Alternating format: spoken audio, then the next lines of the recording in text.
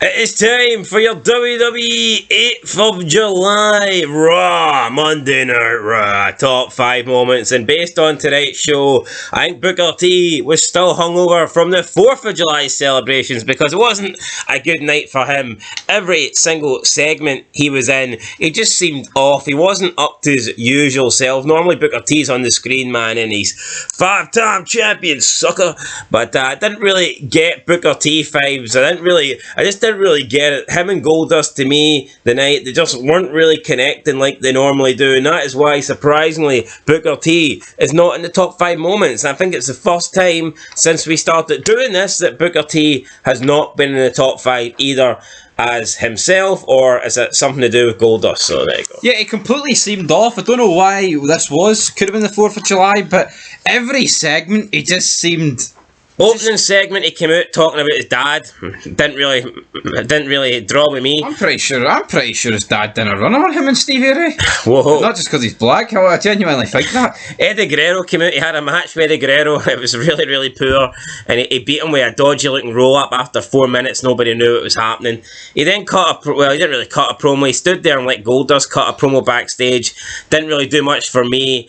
And then obviously they had a main event, and that match was a bit of a quad tear, to be honest. Yeah, everything about it, man. Getting sweet shit music and then picked up again for a choke slam. Come on, Booker, what you doing? And he hit the pin. It wasn't a good night for Booker T, but we'll speak about who it was a good night for. Coming in number 5 in our moments, it was Bubba Ray asking RVD, Mr. Monday nights, Mr. Tuesday nights, Mr. whatever night RVD is on TV, it's his night, god damn it. Bubba Ray asked him, he says, you're the most extreme man I know. I used to kick your ass, and sometimes you would kick mine. Bubba's asked a lot fatter, so it was easier to kick back in the day as well. And he asked RVD to team with him tonight when they team up with Booker T and Goldust to take on the NWO, and two vanilla midgets, as Kevin Nash would call them. Kevin Nisbet would say, no, it's Kevin Nash. And RVD accepts, and RVD teams up. So, I mean, it was a nice wee backstage kind of, I'm going to ask you, RVD. But it's not the only time we'll see RVD tonight, but it's coming at number 5. I'll say this about Bubba Ray, though, before we move on. I wonder what people thought of his promo work back here. Obviously, we know now, he's very good. But he was very underrated for this time. He was. I mean... I think it was unfortunate that there was this error. I'm not saying he wasn't good enough. I just feel like Vince was never going to push him because he was a bit out of shape and he wasn't quite Mick Foley. Even though there's elements I prefer Bubba Ray over Foley, I don't know, I feel like it's different. Do you see where I'm coming from? Do you think Bubba Ray WWE career would have been a lot different if he never went to TNA? Did you think the Dudleys eventually split up for good, and Bubba Ray goes on to have a good solo run? I think so, yeah. Because there was signs that he was going to have he did have a good solo run. I know the team don't with Spike here, but no, I mean for the 6 months that him and Devon split up, it was good. He was, yeah, no, exactly. Yeah, same goes for Devon. Please call my name. But obviously when they left, they went to TNA, and by the time they came back, they were just too old. He was never going to get... Even if he did come back, it was like... And WWE's changed now. Is it not mad to think the Dudleys returned 8 years ago? 8? I remember fucking watching that. That is mad. 8? Moving on to 4, though. Moving on to number 4, it is Stevie Richards approaching Ric Flair, basically saying, "You're nothing, Flair. It ain't the roaring 20s anymore, buddy. You're stealing the limelight from me, Flair. You're an old man. I should be on TV." It's like Stevie Richards. Whether Flair turns up or not, I mean, you're staying in catering, let's be real. I know. So, this led to a match, but Stevie Richards did slap the shit out of Flair as well, which I thought Flair sold it, man. He's lying on the deck, just taking this. He went doing this if he took a Mike Tyson right hand. No, he did. But so that was good for Flair. I guess Flair trying to put over Stevie Richards, whose name is Stevie Richards. Anyway, that's it. Moving into number 3, we have the opening of the show. And I don't mean Booker T coming out and stinking the joint out. I mean... Mr. Kennedy McMahon. Yeah, Mr. McMahon. The real Mr. Not Mr. Kennedy. Mr. McMahon opened the show, basically said, look, Undertaker's been a fighting champion. He's been working his ass off since his brand split. He needs a night off, god damn it. And he laid the foundations for the show, and the fact that Undertaker wouldn't be there, and the fact that Kurt Angle would also be getting added to the title match at the pay-per-view to make it a triple threat. So it was a short intro here for McMahon, but it was short and sweet, and not only did it allow us to know that Undertaker wasn't going to be here tonight, but it set up the edited and the changes to the match at the pay-per-view for the WWE Undisputed Championship. So, I mean, good promo here for McMahon, and McMahon giving us a reason as to why the top guy wasn't going to be there tonight, unlike wrestling today where the top guy just doesn't show up for 8 weeks. And there's no explanation, it's just here, that's in his contract, and that's why he's not appearing. Same with Brock, same with Roman, I mean, same with all the top guys. Look at Edge, same with him as well. No, but where are the same people that buried Brock? But with Roman Reigns, it's different. What's the difference? You could say the same with Edge as well, though. Well, no, you could. You could, absolutely. But I feel like over the years, Brock got it a lot. Like, he did. Buried. With Reigns, it's alright. The only difference is with Reigns, he's got like 3 or 4 members of the bloodline to carry him when he's not there. Brock didn't have that. Well, there's another big difference, like... What? Brock's an actual draw, Reigns ain't. Yeah. It's actually crazy, I think, the amount of people that think Roman Reigns is some mega draw here. He's just a guy that's been pushed to the top of WWE. He's not the star that everyone thinks he is. He doesn't change the ratings. He doesn't do shit for the ratings. You see, anytime Roman Reigns comes back and they announce it, the ratings don't go up. But see, what the thing is... Now, when John Cena comes back, the ratings go up. No, anyone who's given a title reign this long will seem over. That's just facts. And also, I'm not buying people saying that peak Roman Reigns is more over than peak CM Punk. I'm not buying that whatsoever, man. Peak CM Punk felt really close to Cena.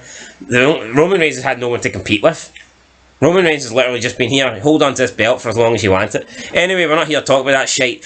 Moving on to number 2, we have Tommy Dreamer coming out, interrupting Brock Lesnar. Tommy Dreamer says he's in Philadelphia and he came here to fight.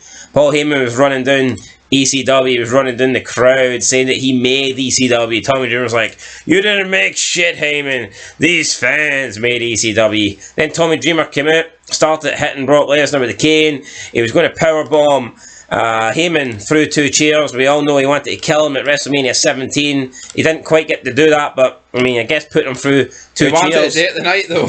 Would have been a good way to make up for it. But Brock Lesnar got back involved, took care of Tommy Dreamer, and then Mr. RVD came out, attacked Brock, and did the fan Terminator on Paul Heyman from one side of the ring to the other. You could watch the fan Terminator all day, couldn't you? It's better than the coast to coast. At the end of the day, I mean, Shane looks like a bag of shite flying through the air. He really does, even though it's still great.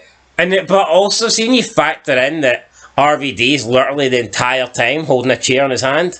No, you do have to factor that in. I think that's actually really... You think about it, because Shane's concentrating on the balance and he's using his arms to make sure he can generate enough jump and all this. All Shane needs to do is basically get enough across the ring. And I'm not saying Shane's moves shit, because it's not. But all Shane needs to do is make sure he gets far enough across the ring to make his feet connect with the trash can. And that's it.